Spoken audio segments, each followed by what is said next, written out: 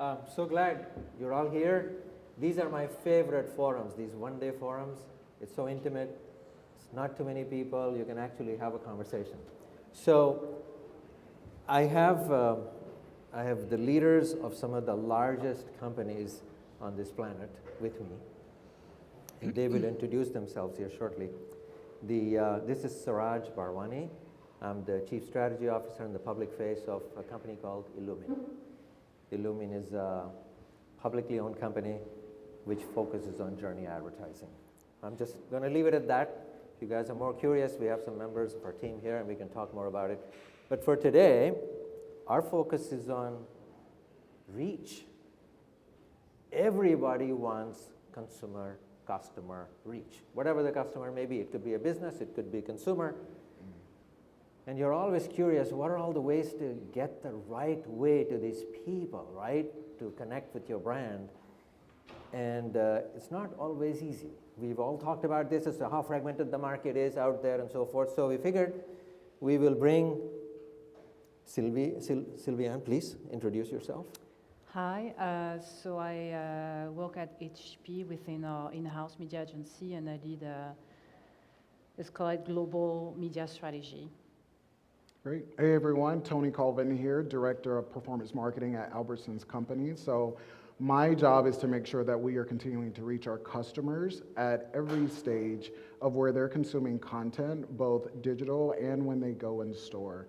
And so I've been there for about 3.5 years now. I originally started with just driving upper funnel growth that was using larger tactics like video and audio, but over the course of 3.5 years, this has expanded to omni-channel. And again, it's about empowering our customers so that they can live their life to the fullest and making sure that we're there as a utility and thinking of our stores as the heartbeat of the neighborhood. Excellent. That's great. So we'll manage this thing in two parts. We'll start with just getting to know their business. Because remember, when we talk HP, I'll have Sylviane talk about it. It's a big company. Who doesn't know HP? HP is a story in the garage in, Silicon Valley, the whole thing, right? And yet, you guys have split the company into two parts. There's the HPE, which is the enterprise version. You are on the HP Prime, right? And so tell us a little bit about HP, the part you are leading on all the global media. What is the bigger challenge and the opportunity out there in the marketplace for you?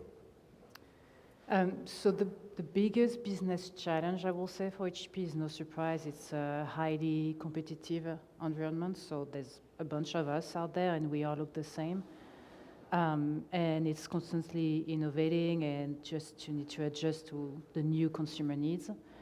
I will say the biggest business opportunity right now is on the commercial side, on the B2B. It's kind of been triggered with COVID and the notion of a hybrid workplace, even though this is not a thing anymore, but it's still a reality. And so this is our best opportunity of growth from a revenue standpoint, I will say. Alongside, there's other place, but I will say this one is core to our strategy. But the marketing challenge we'll have out of that is, to ladder back to the business challenges, is how do we differentiate ourselves from the mass and differentiate from our product, our value proposition, and all of this. So that's I will say very central to our challenge and our business need now. Got it. So let me restate just to make sure we got it, right? So essentially what's going on is HP has a ton of products, plenty of them. So it's not only computers and servers, and you are into printing. Obviously you guys had leadership for ages, in printing and so forth. So that's how you have created this now a whole new workspace solution, which is how you want to differentiate in the marketplace relative to everybody else. Connect with the businesses, whether it's small, medium, whatever size, right? And that's essentially where you're trying to go, right? Okay. So that's your core audience, and that's your solution to the marketplace, right? Okay, we'll come to the reach as to how you get to them in just a second. Tony, to you, all right? So you started by describing your role more at the corporate level, more at the upper funnel level, more at the enterprise level.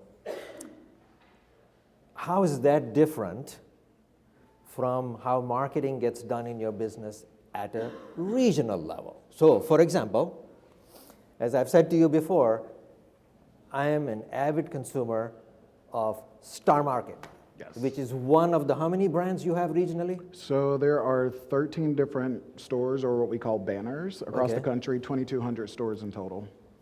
Okay, and going across how many states now?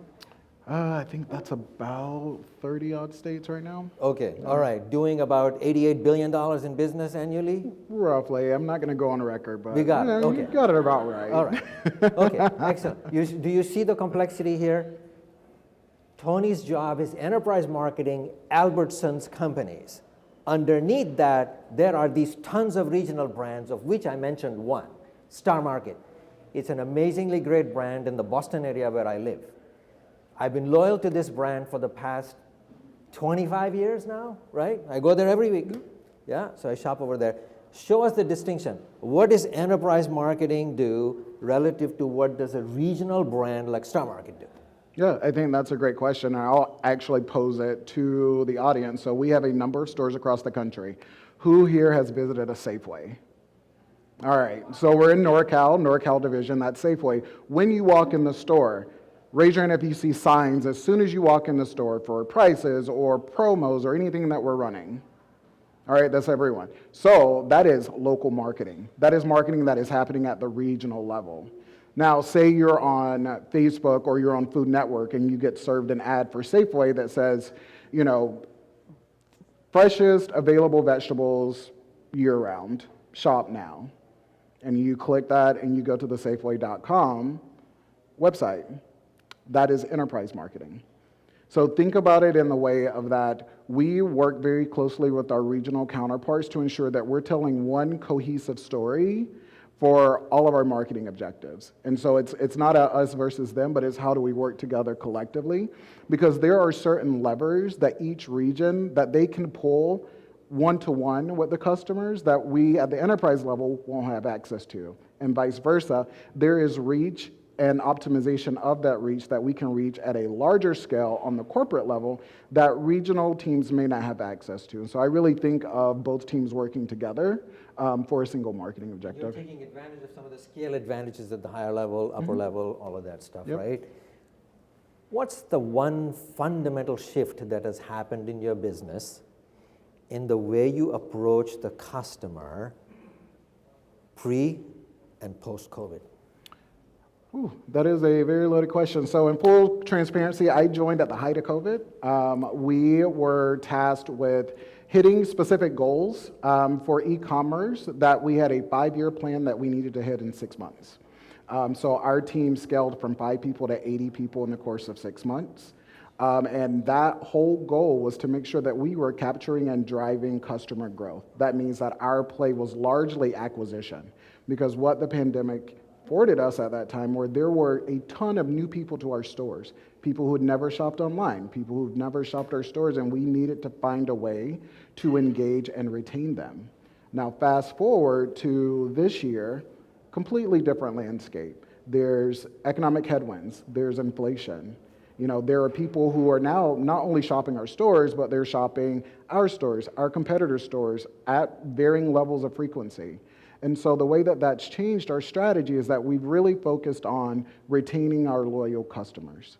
Because we know that if we can retain our loyal customer and retain their basket size at our stores, in the long run, that is going to help our overall performance. That's going to help us hit our overall marketing goals. So you notice this is a great shift happening here, in the sense that we always wonder, you know, this debate has been going on for good 20 plus years, or as long as I've been in marketing. Do you focus on new customer acquisitions, or do you focus on driving more revenue through your loyal customers? Right? You agree? This has been going on forever, right? And what he just described is, it depends. It shifts depending on when and where you are in your life cycle, how the markets are shifting, and so on and so forth. And I think the way I was trying to internalize what you just said is like, okay, I am a loyal Star Market customer, right? I go there every week. And I'm buying whatever I can buy during the week. But I also shop at Whole Foods. Yes. And I also shop at Trader Joe's in the Boston area, right? They're all within a 3-mile, 4-mile sort of radius. And so where are you going to get more money, incremental growth? Are you going to get it from me? Or are you going to get it from somebody who only comes there once a month?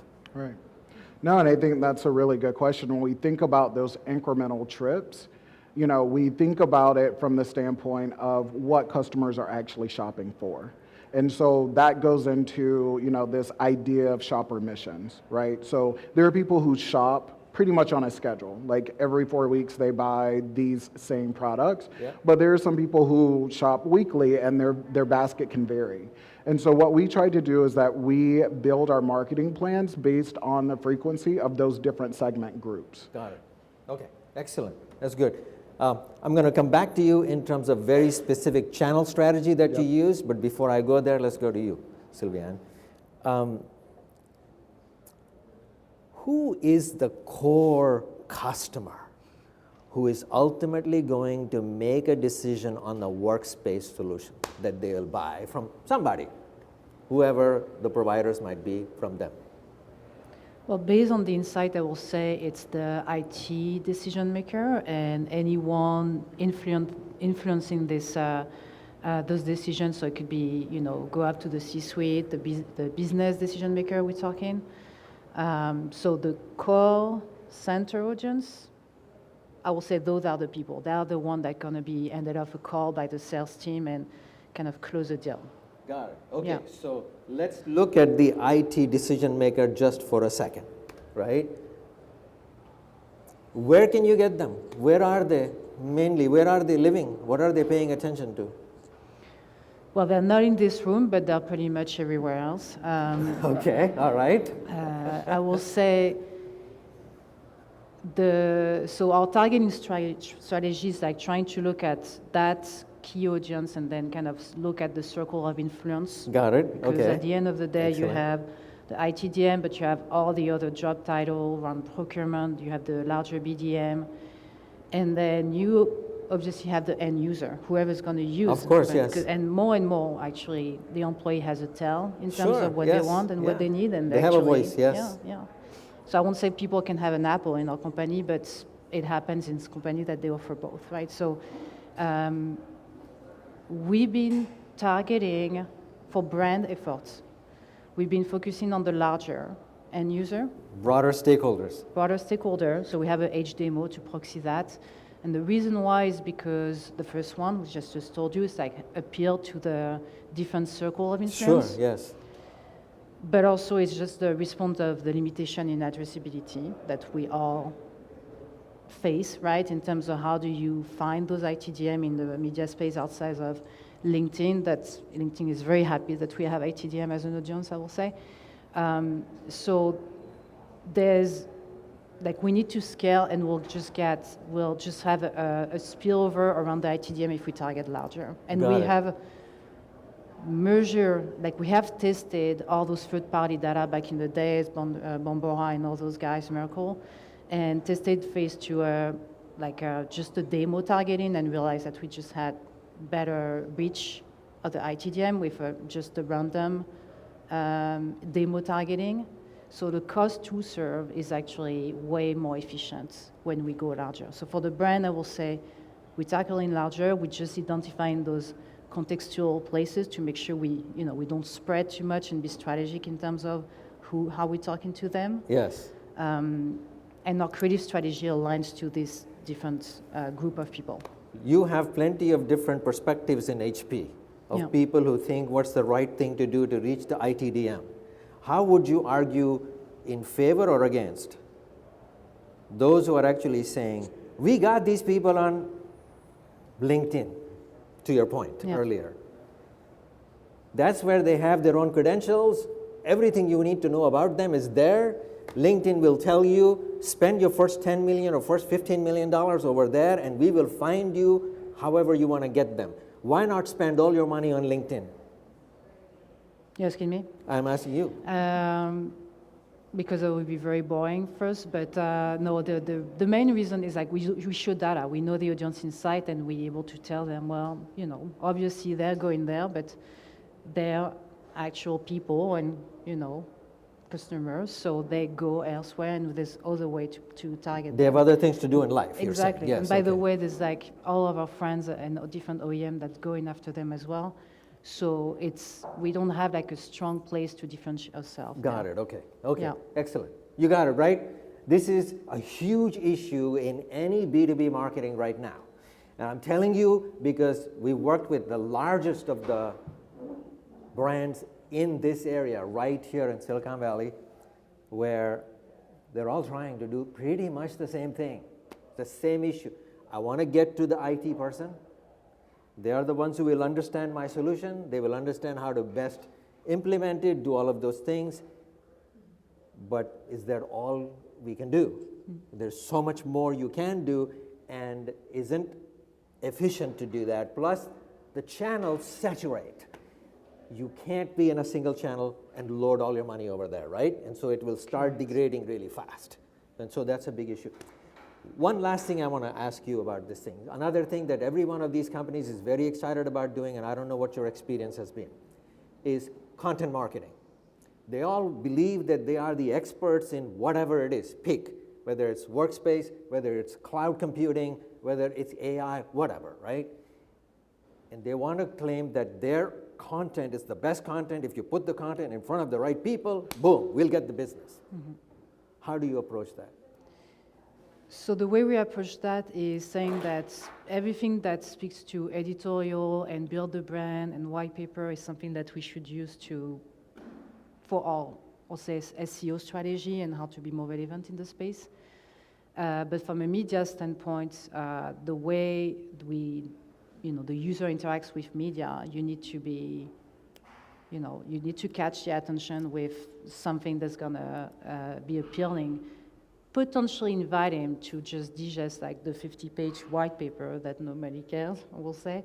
So there's something about curating the content and also stop creating too much content, because we in the company has maybe 20 plus creative agency. Oh my. So we do a lot and we all think we have the best content, but at the end of the day, for media, we try to focus on, where we're gonna put the weights again and this consistent story. There's other need for other type of content, but we try to be more a bit curated from a media standpoint. Not saying we should limit to one or few visual, because we need some volume to get the algorithm and the AI optimized to us, but have like a strong, consistent creative messaging for the media space. Essentially having some sort of an orchestration in the way you tell the story. Exactly. So that people understand your message at different levels of understanding that they may be building about whatever it is that the topic might down be, to the right? product, yeah. Excellent, fantastic, love it. Tony, coming back to you. Few years ago, we were working with HEB. Mm-hmm. For those of you who don't know HEB is actually the king of all supermarket presence in South Texas. You go there, you can't avoid them. They are everywhere. Their density is just huge, very powerful. Everybody knows them. They are well integrated into the community, right? So we were in this one big forum with 22 people in the room, and we were talking about what are some of the bigger issues that they're facing. One of the issues they raised themselves was, as much as we love to send a lot of nice promotions that you were pointing to, regional marketing, co-op marketing, it turns out that most of our promotions end up in the primary parent, whether it's the woman or the man.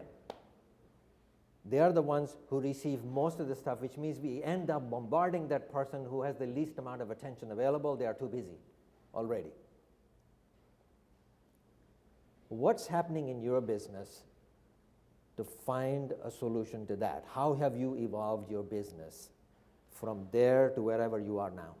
Yeah, so I would say that oversaturation of messages in the market has always been a challenge. And I think most of the brands out here can attest to that. Like, you have different business stakeholders on the inside that want to get their message out.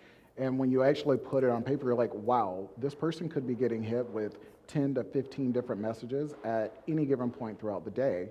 And so when we look at how we talk to our customers, the first thing that we did during the pandemic, and again, I joined like at the height, was we were hanging our hat on what we called millennial mom, right? It is the kind of the catch-all group, women who were, I think at the time, the 30 to 45, that was the target group. And what we started to uncover as we were running this campaign was, you know what, it's not just mom doing the shopping. Everybody's at home right now. Nobody can leave. You have mom shopping. You have dad shopping. If it is a household of just adults who are caring for children, everybody's shopping. Everybody's engaging. And so being able to tailor our marketing, not just to mom, but to everyone. And so we expanded it and called it Millennial Family, right? And that was our pure acquisition play where we were saying, we just want to be where you're consuming content authentically. So if you're watching Hulu and you're getting served a CTV ad, it's relevant for you in that moment. And that message is going to be a little bit more aspirational, a little bit more inspirational. And then you're later going to get retargeted with something that is more heavy hitting, like shop now. So again, thinking about the customer, where they're spending their time, and ensuring that we're showing up not as a bullhorn saying, hey, come shop at our stores, but we're actually being thoughtful about where customers are spending their time, and we're showing up in those spaces authentically with those messages, and then saving those harder hitting converting messages for a time that we know that someone is more apt to make a purchase. Got it. You see the shift, how it's actually happened. It's nice. COVID has been a great catalyst for you, right? In that I would respect. say so. Yeah. Excellent. Okay, so one last thing that is always on every marketer's mind. We did a program for Sam's Club about 4 years ago. And it was an amazingly beautiful program because they were launching an entirely new merchandising category and a lane which was focused on baby care. Okay? We ran the program, beautiful, it went wild out there. It was two babies talking, whatever. It was really funny and it was good. And we claimed the results were good in the way the traffic was generated. People came into the store and bought the stuff and they cleaned out the aisle, and so it was all beautiful. And the day we presented it at Sam's Club, the chief merchandising person at Sam's Club actually said, that's not true. We were running very special 2-for-1 promotions during that exact period. And so it can't be that what you were doing was actually delivering the results. Okay, now you see how I was sweating at the time, right? I mean, this is crazy. Like, so the biggest programs that we've actually run for this brand, they're actually, these guys challenging that that's not the case.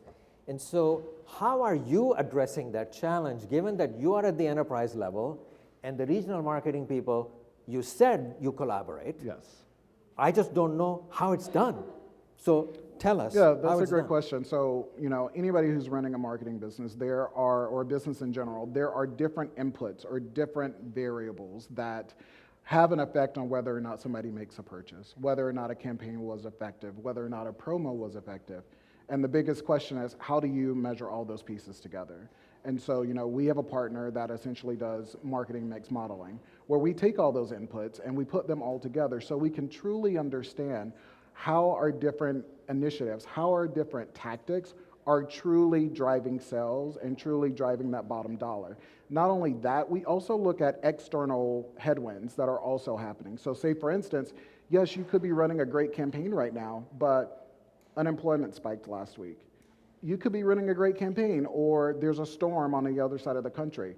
All of these external factors also affect whether or not your campaigns do well, whether or not your sales are where they should be, or if you're coming under your projections. So when we look at our modeling, we take into account all of those forces. So not only what we do from an enterprise level, but what we do at the regional level, and also those external forces. And what we come up with is a model that allows us to say, okay, of our total kind of marketing kind of ecosystem, this campaign or this initiative or this tactic or this pillar attributed X amount percentage to the overall bottom dollar. This way it gives everyone a level playing field and truly gives us the ability to have attribution. Because ultimately, I think as all marketers here, we want the correct attribution to the right channels, right? We want to give the proper credit to the channels that are driving the sales. And for us, marketing mix modeling was that kind of equalizer for us, where we could pretty much dump all our inputs in and truly get a read on how we were performing. Fantastic. I mean, I wish I had done that for the program that we did. So that's really good. I do have more questions for them, but we have only 4 or 3.5 minutes left here. So I want to open it up. Go ahead, please. Yeah, I'm curious what tool you're using for your mixed marketing. What was that? What tool are you using to? Oh yeah, so we work with a company called Ipsos, and so Ipsos provides us with marketing mix modeling. That is, so when we think about marketing mix modeling, as you guys are aware, usually there's a lag. Usually it's a quarter, usually it's 2 quarters, and so what we've done is we've paired that up with something that's called multi-touch attribution that allows us to get information every 2 weeks. So we actually use both a quarterly look and also bi-weekly to truly understand how we're moving the needle in terms of return on ad spend for our different channels.